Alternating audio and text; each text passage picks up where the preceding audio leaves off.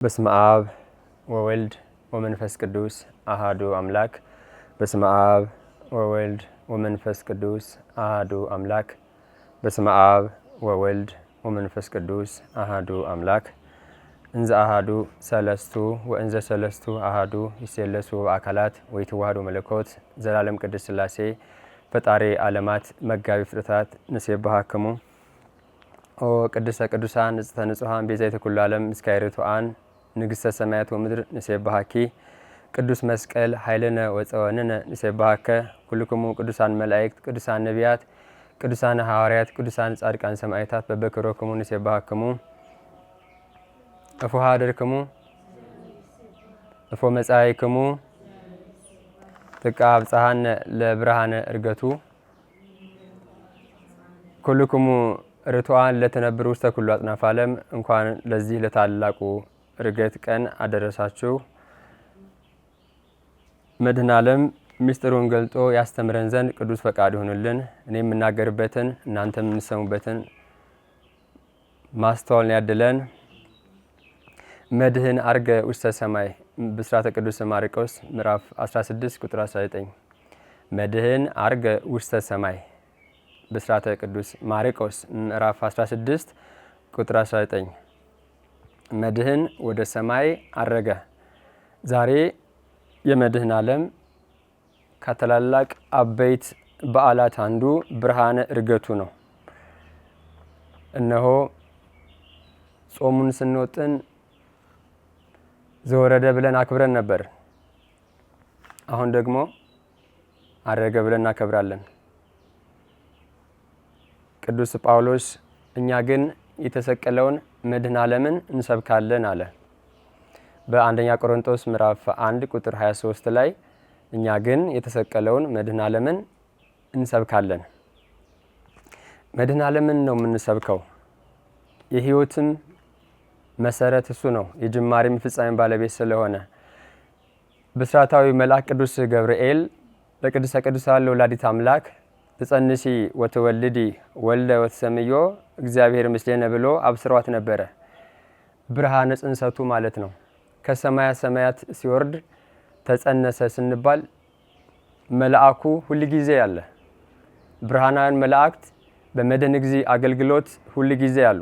ንጉሥ ባለበት ሁል ጊዜ ሰራዊት ወታደር እንደሚኖር እንደዚሁ ቅዱሳን መላእክቱ ሁል ጊዜ በመድኃኔ ዓለም የድህነት ስራ ውስጥ ሁል ጊዜ አሉ።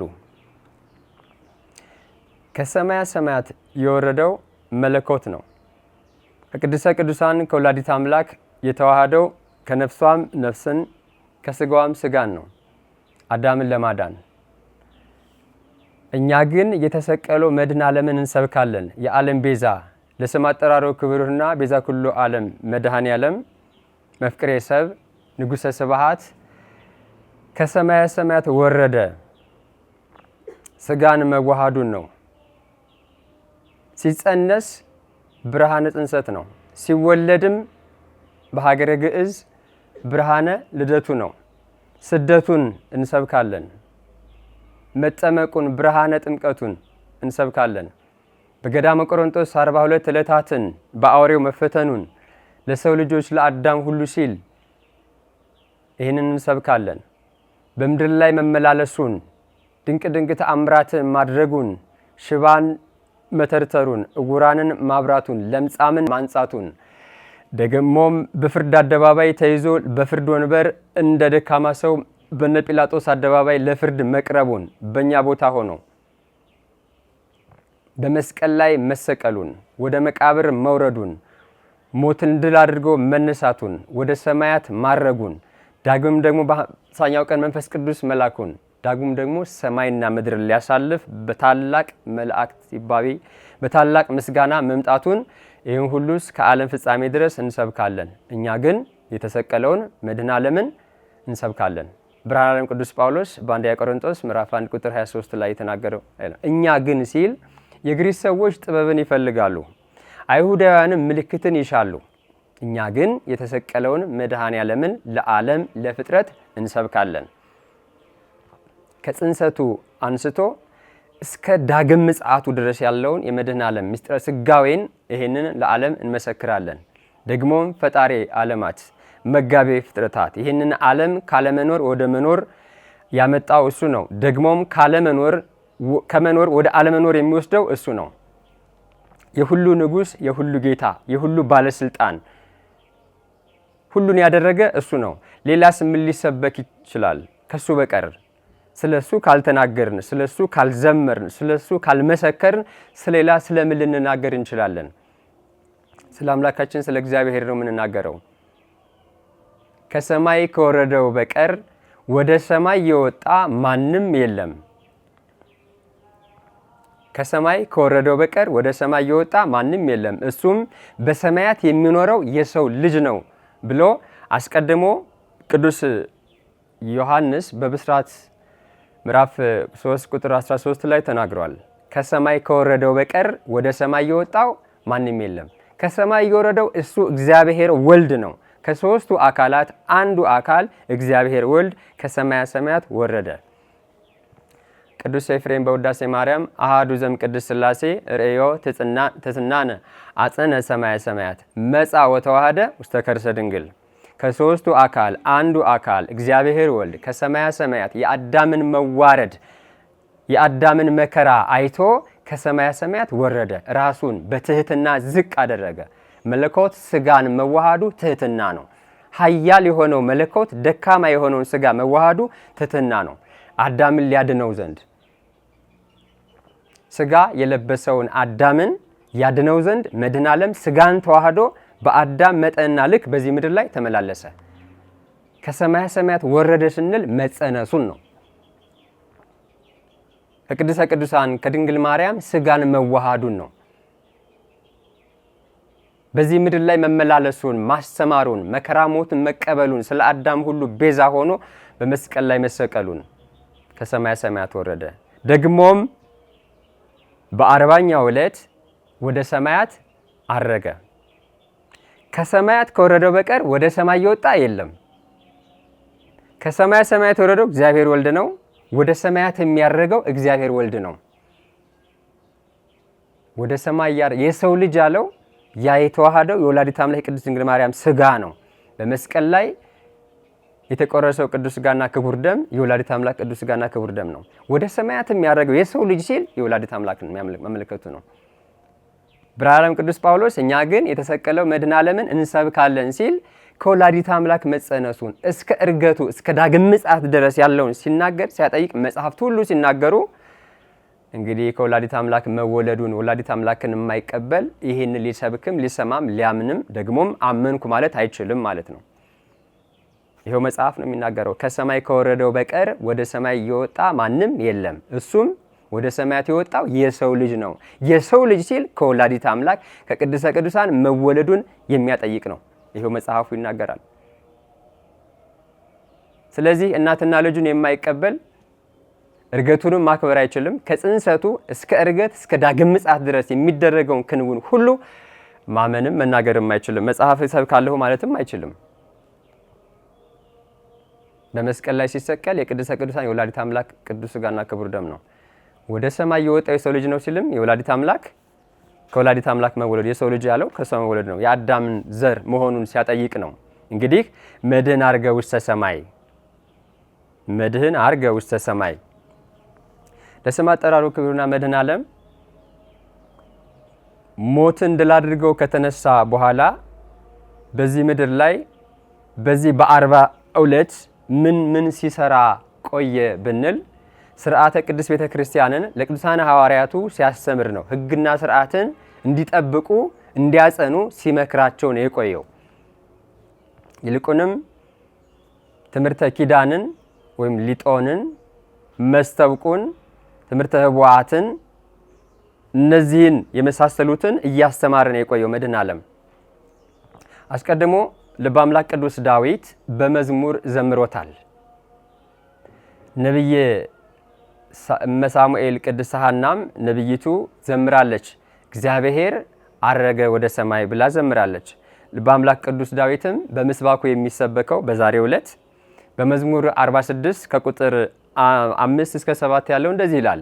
እግዚአብሔር አርገ እግዚአብሔር በይባቤ አርገ እግዚአብሔር በይባቤ ወግዚእነ በቃለ ቀርን ዘምሩ ለአምላክነ ዘምሩ ዘምሩ ለንጉሥነ ዘምሩ እስመ ንጉሥ እግዚአብሔር ለኩሉ ምድር ይላል። አርገ እግዚአብሔር በይባቤ መድኃኔ ዓለም ወደ ሰማያት ሲያርግ በእልልታ ነው ያረገው። ቅዱሳን መላእክቱ አንድ ላይ ሆነው እነ ቅዱስ ሚካኤል፣ እነ ቅዱስ ገብርኤል፣ እነ ቅዱስ ሩፋኤል፣ ቅዱሳን እልፍ አእላፍ መላእክቱ አጅበውት ነው ያረገው። በይባቤ በቅዳሴ በዝማሬ ሰማይና ምድር እስከሚነዋወጡ ድረስ ደግሞም ደመና ራሱ ተገዝቶ ለፍጥሩ ዝቅ ዝቅ ብሎ አምላኩን ሸፍኖት መድኃኔ ዓለምን በዛ ውስጥ አረገን የሚለው። ቅዱሳን ሐዋርያቱ ሲያርግ ያዝኑ ነበረ። እንግዲህ በብዙ ልዩ ልዩ ነገር ያጽናናቸው ነበረ። ልባችሁ አይታወክ፣ በእኔ እመኑ፣ በአባቴ እመኑ፣ በአብ እመኑ፣ በወልድ እመኑ፣ በመንፈስ ቅዱስ እመኑ እያለ ያስተምራቸዋል። ደግሞም እስከ ዓለም ፍጻሜ ድረስ ሁል ጊዜ እኔ ከእናንተ ጋር ነኝ፣ ሂዱና አሕዛብን ሁሉ በአብ ስም በወልድ ስም በመንፈስ ቅዱስ ስም እያጠመቃችሁ ደቀ መዝሙሬ አድርጓቸው እያለ ልዩ ልዩ ስራዎች ሰጥቷቸዋል። እንግዲህ በመጀመሪያ የመረጣቸው ከአሳ አጥማጅነት ቀረጥን ከመቅረጥ እነ ቅዱስ ማቴዎስን ከልዩ ልዩ የተናቀ ስፍራ ነው የመረጣቸው። አሁን ግን ለታላቅ ክብር ይልቁንም ለሰማያዊ ለዘላለም ክብር መረጣቸው ቅዱሳን ሐዋርያቱን። እኔ ካልሄድኩ አጽናኙን እንዴት ይመጣል? እኔ ስሄድላችሁ አጽናኙን እልክላችኋለሁ። አሁን ከ10 ቀን በኋላ መንፈስ ቅዱስ ይወርዳልና እንደዚህ እያለ ይነግራቸው ነበር። ባረገ ጊዜ ግን ያለቅሱ ነበረ። በምስጋና በይባቤ ውስጥ ሆኖ በናፍቆት ያለቅሱ ነበረ። አምላካቸው ከነሱ ሲለይ አስቀድሞ የተናገረውን ቅዱስ ዳዊት የዘመረውን ዝማሬ አርገ እግዚአብሔር በይባቤ ወእግዚእነ በቃለ ቀርን ዘምሩ ለአምላክነ ዘምሩ ዘምሩ ለእግዚእነ ዘምሩ እስመ ንጉሥ እግዚአብሔር ለኩሉ ምድር ይላል። ዘምሩ ለእግዚእነ ለአምላካችን ለንጉሳችን ዘምሩ እያሉ ይህንን ይዘምሩ ነበረ። ቅዱስ ዳዊት የዘመረውን መዝሙር ወደ ቢታንያ ይዟቸው ወጣ ነው የሚለው። በዛ ሆነው ደመና መጥቶ ሊያርጋለውና በዛን ጊዜ እንዲያውም በግብረ ሐዋርያት ላይ እንደዚህ ተብሎ ተጽፏል።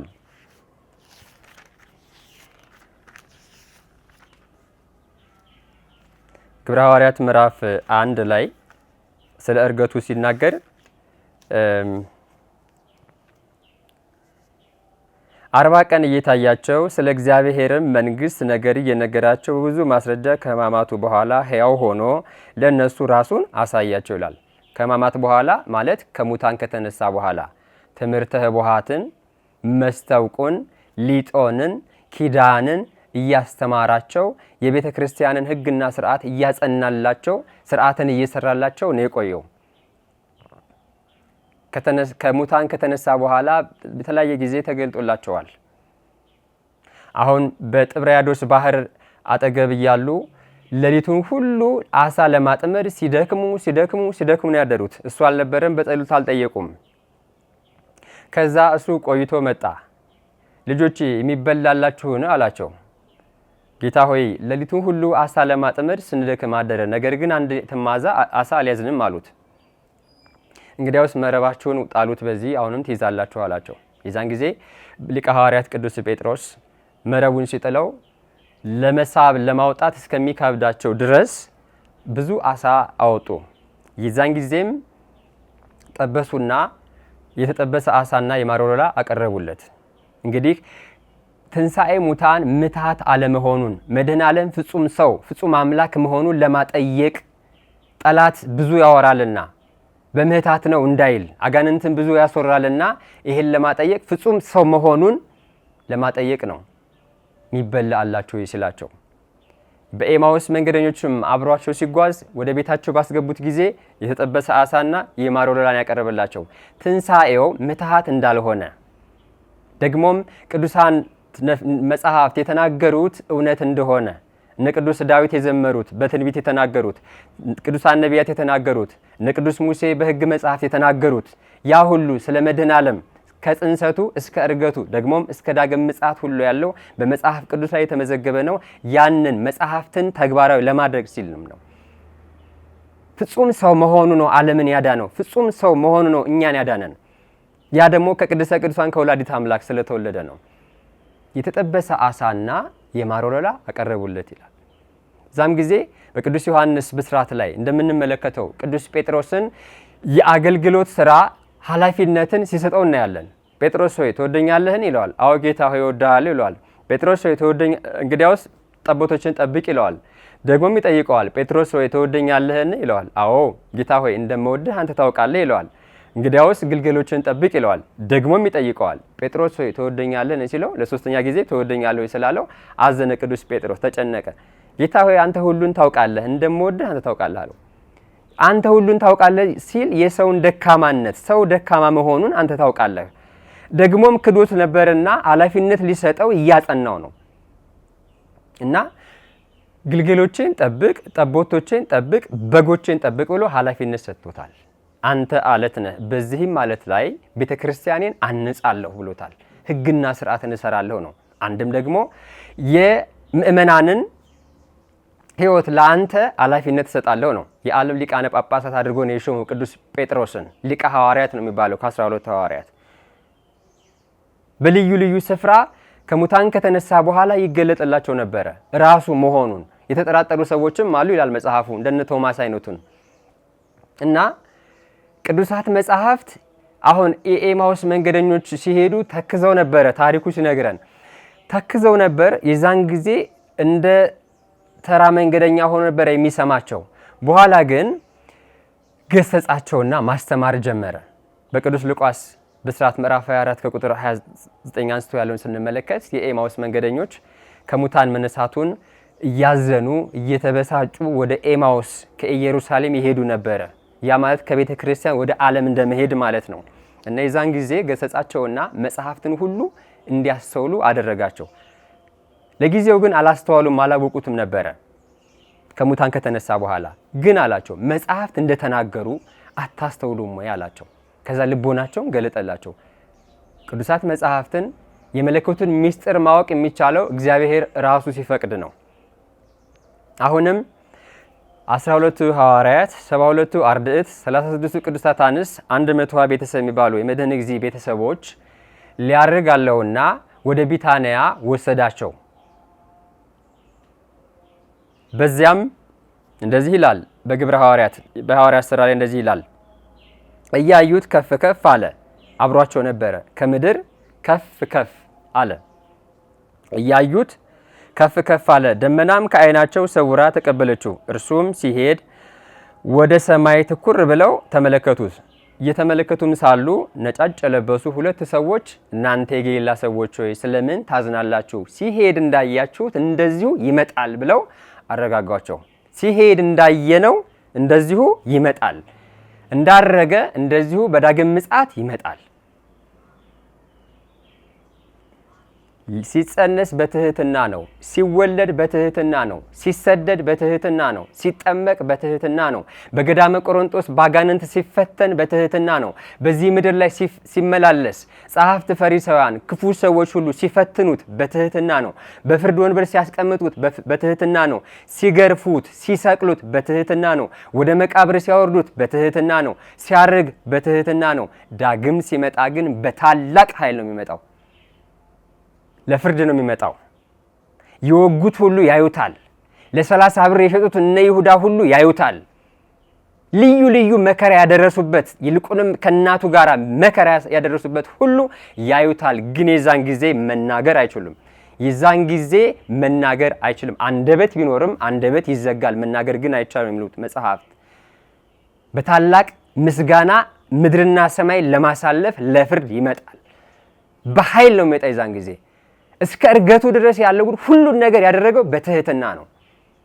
መምህረ ትህትና ነው መድኃኔዓለም፣ ክብር ለሱ ይሁን። ሲገርፉት ዝም ነው ያለው፣ ሲሰቅሉት ዝም ነው ያለው።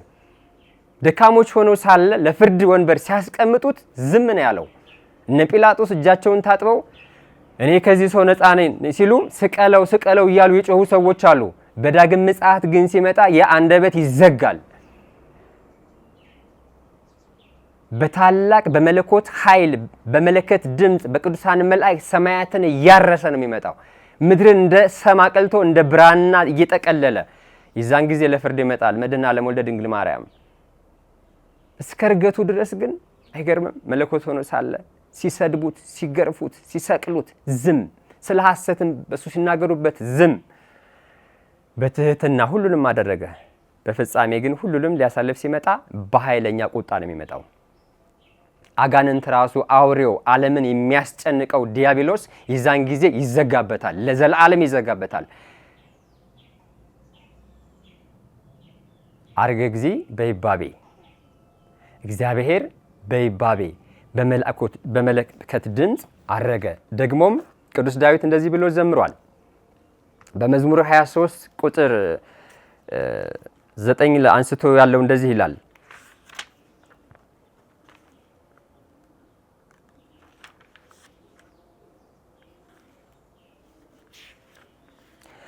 አርሁ ኆኃተ መኳንንት ወይትራዋት እለም ፍጥረት ወይባ ንጉሠ ስብሐት መኑ ውእቱ ዝንቱ ንጉሠ ስብሐት እግዚአብሔር አምላከ ኃያላን ውእቱ ዝንቱ ንጉሠ ስብሐት። እናንተ መኳንንቶች ደጆችን ክፈቱ፣ የክብር ንጉሥ ይግባ። ይህ የክብር ንጉሥ ማን ነው? ይህ የክብር ንጉሥ እግዚአብሔር ኃያል አምላክ ነው እያለ ይናገራል። ቅዱስ ዳዊት ተናግሯል። አርሁ ኆኃተ መኳንንት ሲል በሮችን ክፈቱ ሲል አንድም የሲኦል በሮችን ክፈቱ ነው። በዛሬው ዕለት ከሚዘመረው አንዱ ዝማሬ ስለሆነ ነው። የሲኦል ደጆች የእግዚአብሔርን ፍጥረት ነፍሳትን ለመልቀቅ ተከፈቱ። መድኃኔዓለም ወደ ሲኦል ወርዶ ከሙታን ከተነሳ በኋላ ነፍሳትን አወጥቷልና አርሁ ኆኃተ መኳንንት አንድም የገሃነም ደጆች ተከፈቱ፣ ለአምላክ ተከፈቱ። የእሱ የሆነውን ወደ እርሱ ይስባልና ወደ ራሱ ይወስዳልና ነፍሳትን ነፃ ያወጣልና ደግሞም አዳምና እኛ ልጆቹን ማለት ነው። አንድም አርሁ ኆኃተ መኳንንት ለምስጋና ለበጎ ነገር ልቦናችሁን ክፈቱ። አንድም አርሁ ኆኃተ መኳንንት እነ ቅዱስ ሚካኤል እነ ቅዱስ ገብርኤል በዝማሬ በይባቤ በቅዳሴ አምላካችሁን ለማሰረግ ተሰብሰቡ፣ በምስጋና አሳርጉት ሲል ነው ልበ አምላክ ቅዱስ ዳዊት አስቀድሞ በትንቢት የዘመረው። ቅዱሳን መላእክቱ ተሰብስበው ነው ያረገው። በይባቤ በእልልታ በቃለ ቀርን በመለከት ድምፅ በከበሮ በምስጋና ነው መድኃኔዓለም በዛሬው ያረገው። ለዚያም ነው የትምህርቱ ርዕስ መድኅን እግዚእ መድኅን ዐርገ ውስተ ሰማይ። ቅዱስ ማርቆስ ሲመዘግብልን እንዲህ ይላል። እዚሁ ቅዱስ ማርቆስ ያስቀመጠልን በቅዱስ ማርቆስ ምዕራፍ 16 ቁጥር 15 ላይ እንደዚህ ይላል። እንግዲህ መድኃኔዓለም ከተናቀ ቦታ ጠርቶ በከበረ ቦታ ነው ያስቀመጣቸው። አሳ አጥማጆች ሳትሆኑ ሰውን እንድታጠምዱ አደርጋችኋለሁ፣ የመንግስተ ሰማያትን ቁልፍ የመንግስተ ሰማያትን ኃላፊነት እሰጣችኋለሁ ነበር ያላቸው። ያን ሁሉ እንዳለው አደረገላቸው። በልዩ ልዩ ግን ጊዜ አስተምሮ ኃላፊነትን ሰጣቸው። የሰማያትን ቁልፍ ራሱ ታድለን ብንሄድ ቅዱሳን ሐዋርያቱ ናቸው የሚከፍቱልን። እነ ቅዱስ ጴጥሮስ ናቸው የሚከፍቱልን። የቅዱስ ጴጥሮስ የመንግስተ ሰማያት ቁልፍ መክፈቻ በሚስጥር ደግሞ ወላዲተ አምላክ ናት። መንግስተ ሰማያት የተከፈተው በወላዲተ አምላክ ስለሆነ ያ ቁልፍ ደግሞ በቅዱስ ጴጥሮስ እጅ ነው ያለው። በ12ቱ ሐዋርያት የተሰየመችው ሰማያዊቷ ኢየሩሳሌም ጽዮን በልዩ ልዩ ምንድነው እንደመረጣቸው ያላቸው 12ቱንም ከመረጠ በኋላ በመናፍስት ላይ በርኩሳን መናፍስት ላይ ስልጣንን ሰጣቸው ነው የሚለው በሳተ ቅዱስ ማቴዎስ ምዕራፍ 10 ላይ።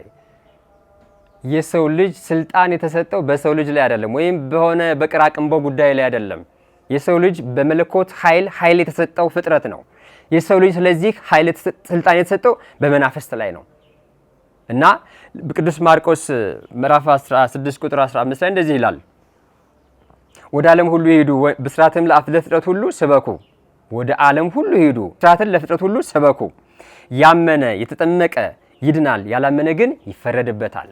እንዲፈርዱ ስልጣን ሰጥቷቸዋል። በዳግም ምጽአት ሲመጣ ቅዱሳኑ ናቸው የሚፈርዱት። እናንተ አባቴ ብሩካን ኑ ብሎ በቀኝ ለሚያቆሙት ለነሱ ይፈርዱላቸዋል። ለአጋንንት ደግሞ ለክፉ ለቃየል ልጆች ደግሞ በቀኝ ያቆሙና ይፈርዱባቸዋል። መፍረድና መፈረድ ለኛ በጎ ነገር የምንሰራ ከሆነ ይፈርድልናል። ጠላትም ጨቁኖን ከሆነ የሰውም ያጋንንትም ጠላት ከሆነ ለኛ ይፈርድልናል፣ ለቅዱሳኑ ይፈርዳል። እስከ መቼ ድረስ አትፈርድም እያሉ ቅዱሳኑ ይሉታል። በቅዱስ ዮሐንስ ራእይ ላይ እስከ መቼ አትፈርድም? ምድር ሁሉ እኮ አንተን ክዷል። ምድር እኮ ከሃይማኖት ወጥቷል፣ ምድር ጠፍቷል፣ እስከ መቼ አትፈርድም? ቅዱሳንህ እያለቁ ነው። ቅዱሳን ነቢያት፣ ቅዱሳን ሐዋርያት፣ ቅዱሳን ጻድቃን ሰማዕታት እያለቁ ነው። በፍርድ በግፍ እየሞቱ ነው። ደግሞ በዚህ ዘመን የተዋህዶ ልጆች እያለቁ ነው እኮ አይደለ? ይህን ሁሉ እያዩ ቅዱሳኑ እያለቀሱ እስከ መቼ ድረስ አትፈርድም ይሉታል። እሱ ግን በዳግም ምጽአት ሁሉን ሊያሳልፍ ይመጣል። ለጠላት ሊፈርድበት፣ ለቅዱሳኑ ሊፈርድላቸው ይመጣል እና ያመነ የተጠመቀ ይድናል፣ ያላመነ ግን ይፈረድበታል። ደግሞም ብሏል ቅዱስ ጳውሎስ ከሰማያ ሰማያት ወረደ መድኃኔ ዓለም አይደለ? ከሰማያት ከወረደው በቀር አሁን ቅድም ካልነው እንደገና ይህ ወረደው ሁሉን ዘንድ ከሰማያት ሁሉ በላይ የወጣው ደግሞ ያው እሱ ነው።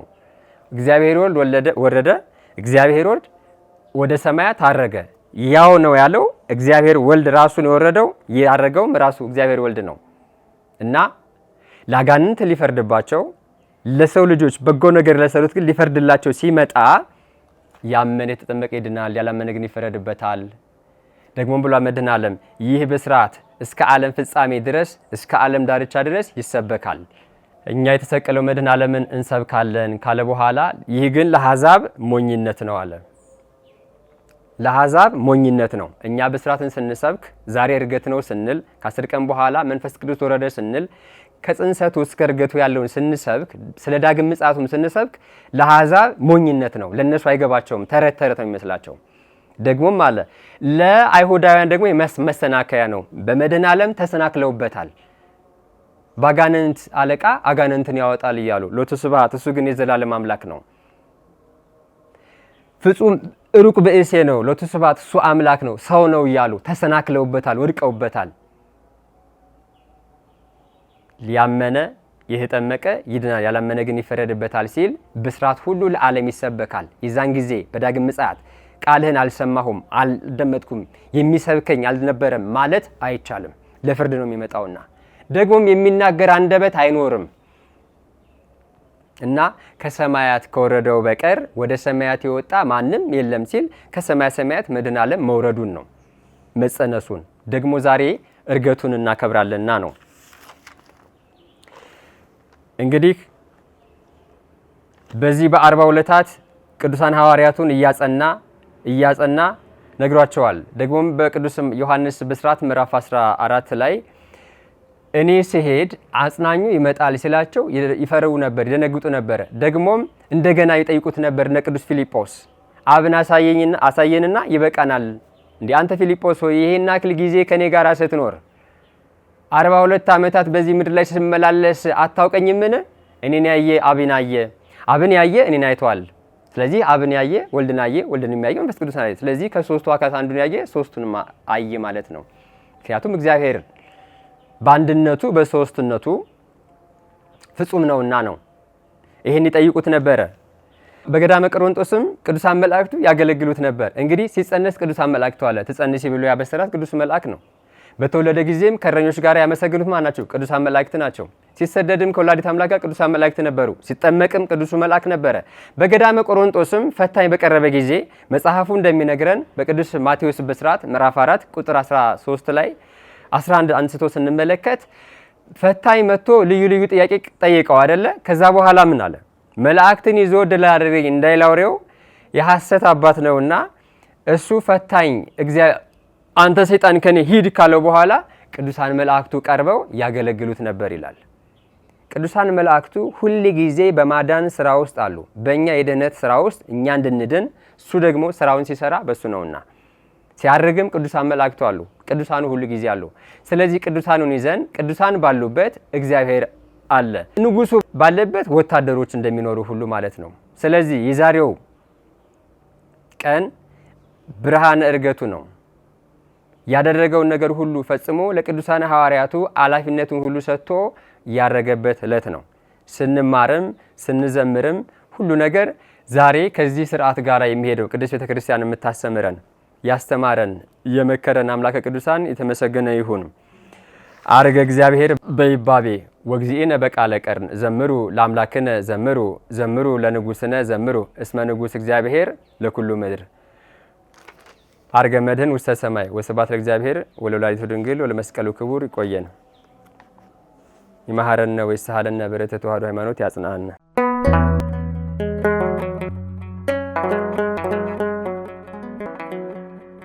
ዘኢትዮጵያ